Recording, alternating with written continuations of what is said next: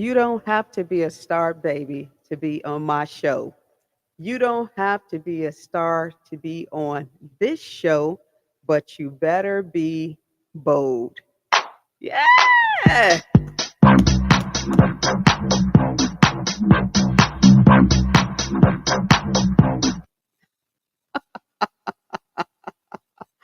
Kimberly Brown inside the Little Hut podcast.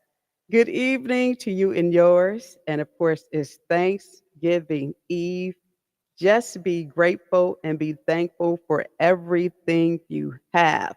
Because right now we're getting ready to go into the Little Hut podcast where, darn it, it may be a tad bit hot.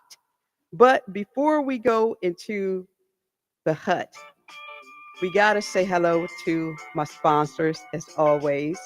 Don't forget that if you're looking for commercial property, single property, whatever the case may be, contact Aletha Johnson of Dream Team Realty. Her number is 216 375 3681. Why? Because Aletha Johnson is my favorite realtor. So call her right now and tell her that Brown on Cleveland sent you. Also, don't forget that if you're looking for t-shirts, mugs, tumblers, jackets, whatever the case may be, class and family reunion paraphernalia, memorabilia, call New Beginnings 1111 and ask for Angie Marie. Her number is 216 395 7335. That's Angie Marie. She's located in the city of Maple Heights. Tell her the Brown on Cleveland sent you. Also, too, don't forget about my sponsors over in Garfield Heights. Concerned citizens, they always hang out with your girl, Brown on Cleveland, inside the Little Hut.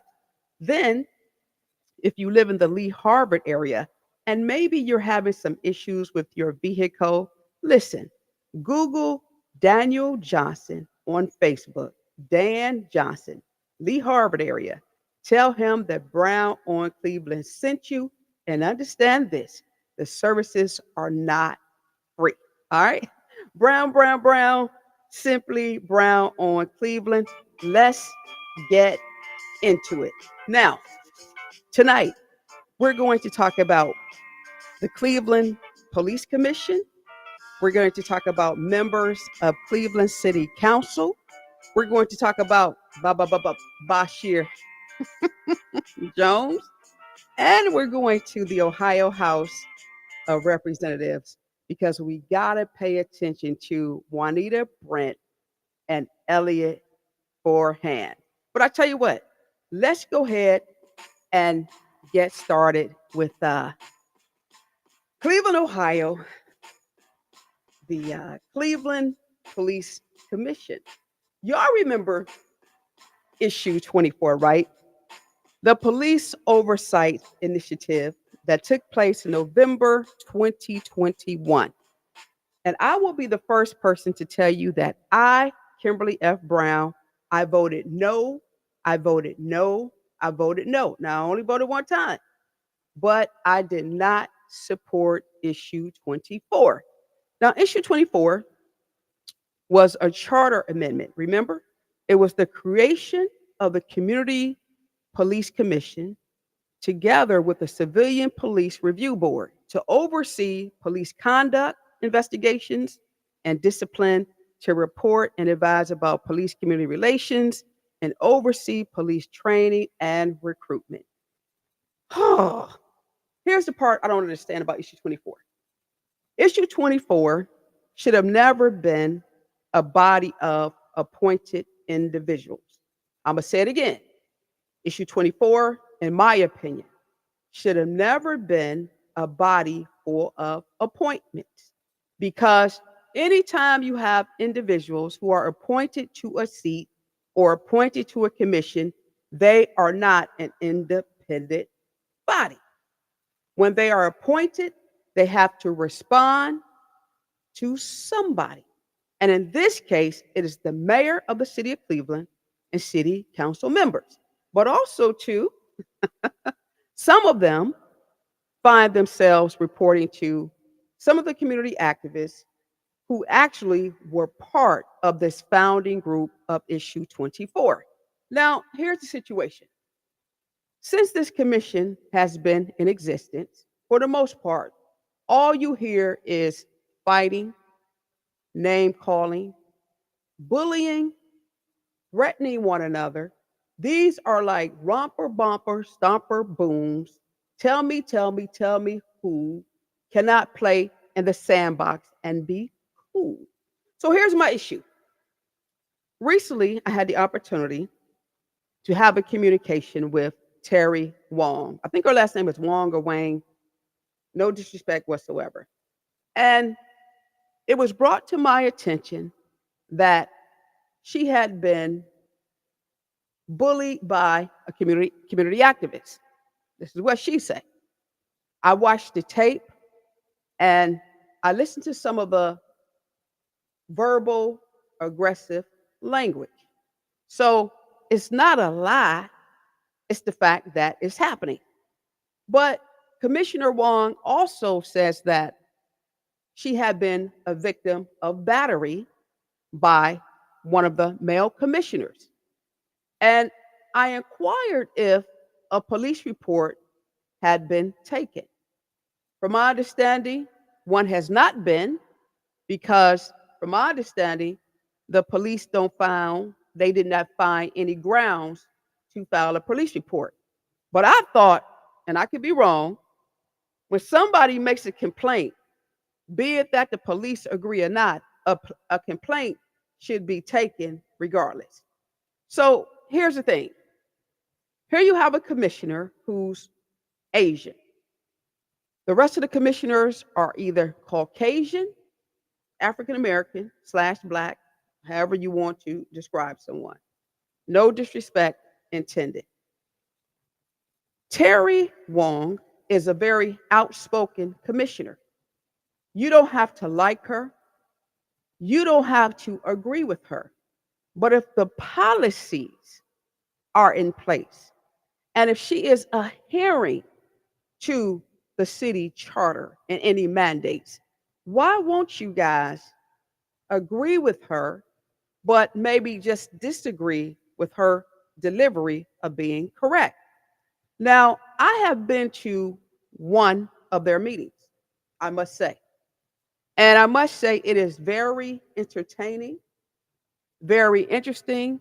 And most people would just get some popcorn and some Coca-Cola and have a field day on what they experience. The reality is this, regardless if you disagree with someone or not, that bullying and that threatening should never take place. Now, out of fairness, I did contact the person who she stated was bullying her and who had made verbal aggress against her. I am still going to write an opinion piece in Newsbreak, so don't think I'm not, because I am. So when I reached out to this individual, this is what she says to me verbatim. She says, I am not responding to anything, Ms. Brown. I have written documentation and I've asked Terry Wang to cease contact with me on 2 prior occasions. Please do not contact me with this nonsense. The commission was voted on by the voters to have police accountability. Thank you. I don't have a problem with that response, but I do have a problem with the wording of the response. It is true that the majority of voters voted for issue 24, but they did not vote for any commissioner to be bullied. They didn't vote for commissioners to be in the pockets of activists, and they did not vote for the ability for anybody to disrespect them because of their thought process. If this is an independent body, then Terry Wayne, as well as the other commissioners, they have a right to abide by the policies and adhere to the city of charter. And no, they do not have to be in the pockets of any activist. Brown on Cleveland. Yes, I said it. Hmm. Let's go to story number 2 because I'm not going to be with you but just a tad bit. Story number 2, let's look at the story of Bashir Jones.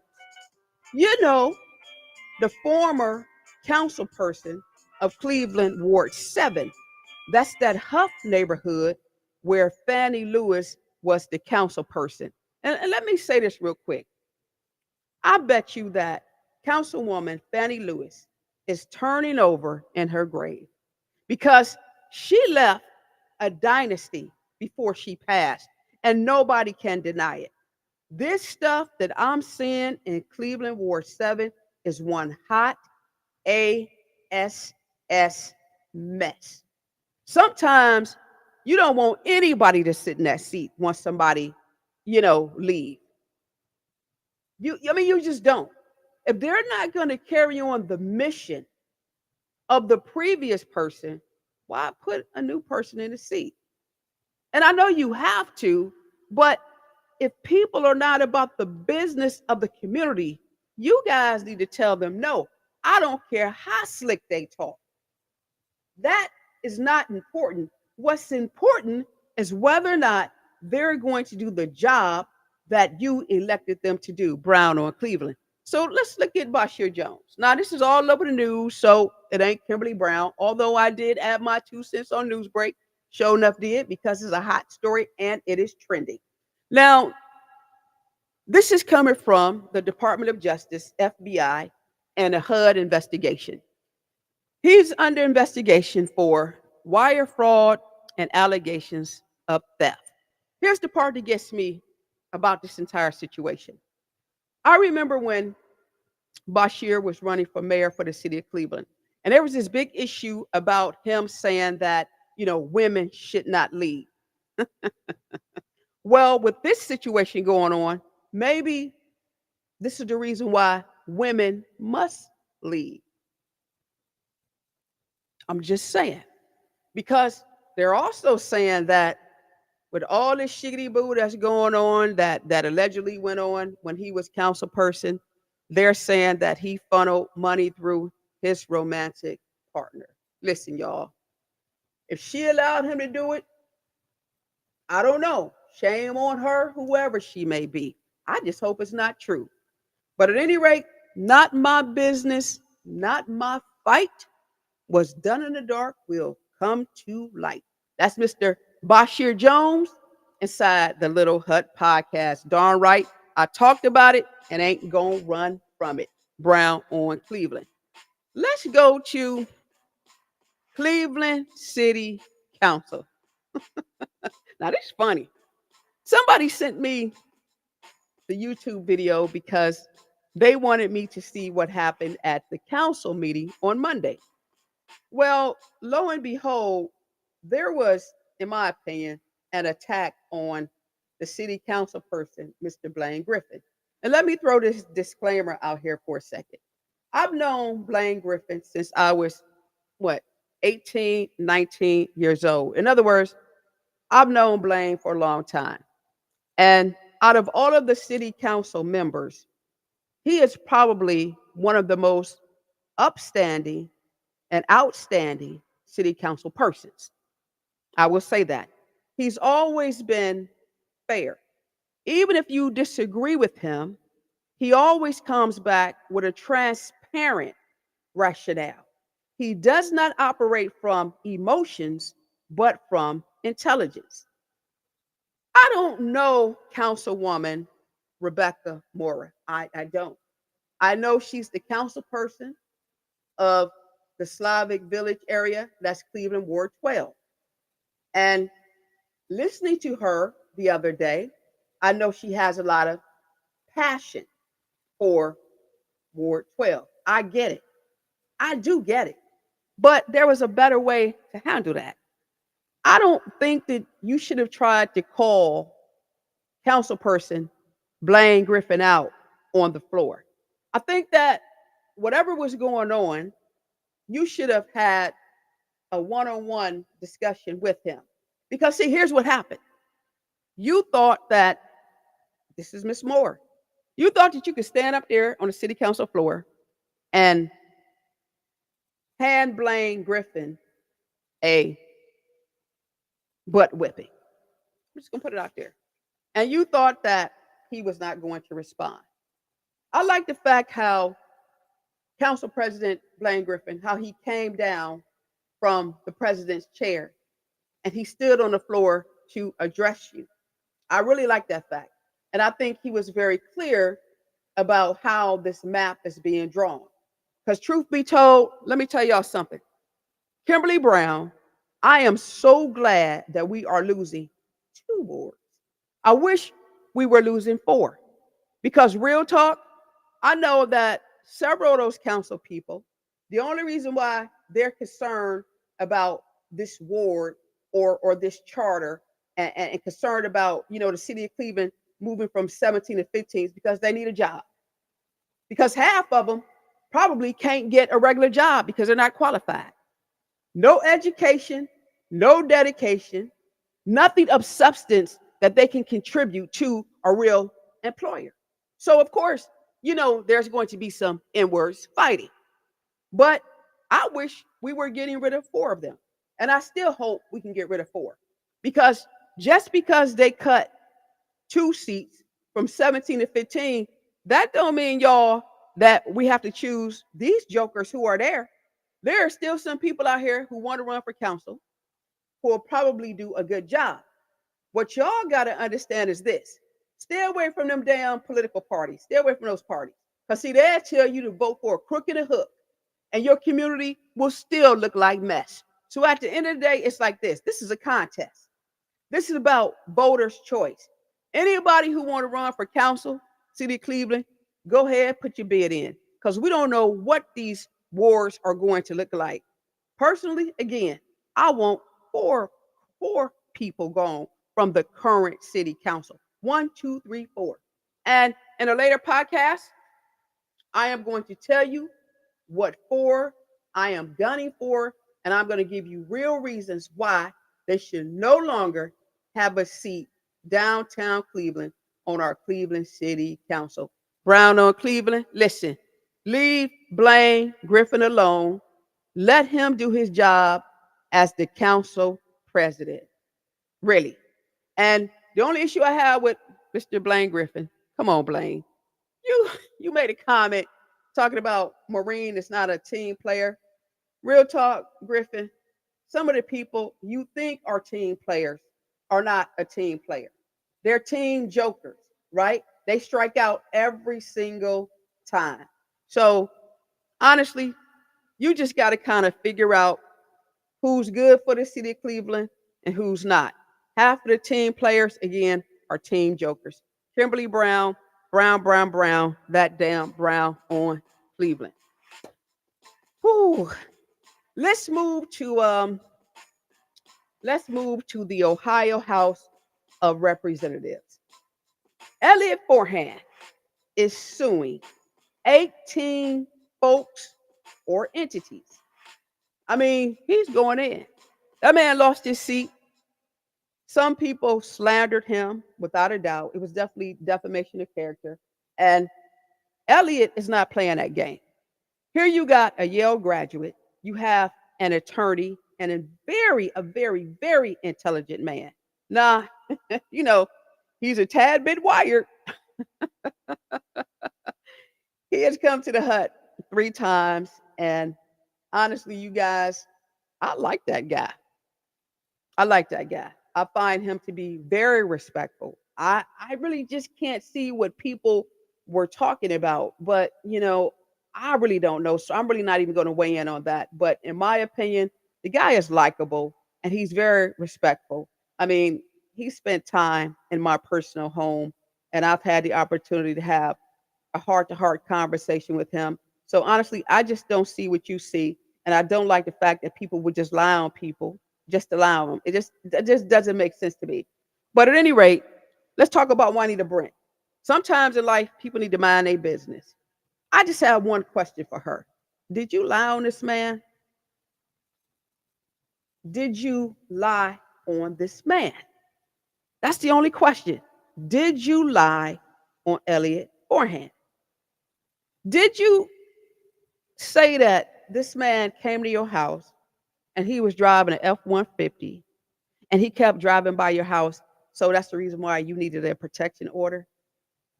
And it was said that at first you had a videotape, but then when you guys got to court, a tape could not be produced.